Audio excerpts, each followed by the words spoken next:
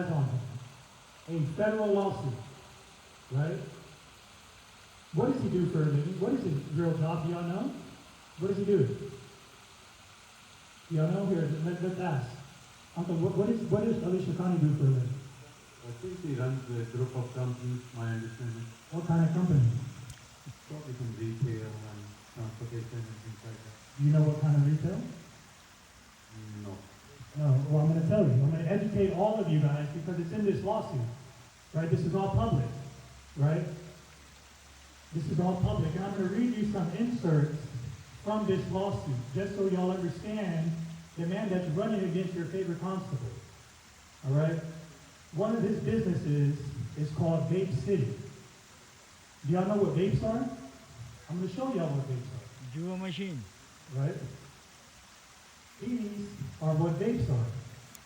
These are what are terrorizing our schools.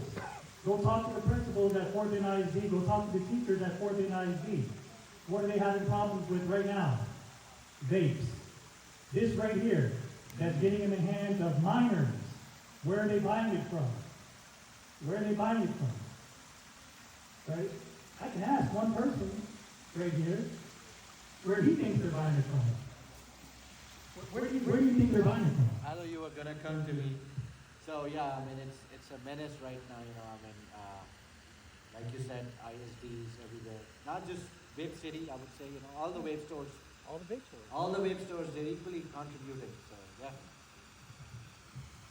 Not just Vape City, right? But Vape City. They have a jewel One of his machine. businesses. Every One store of has his a businesses, jewel right? machine. This lawsuit, what did he get caught doing? What did he get caught doing? I'm going to read you an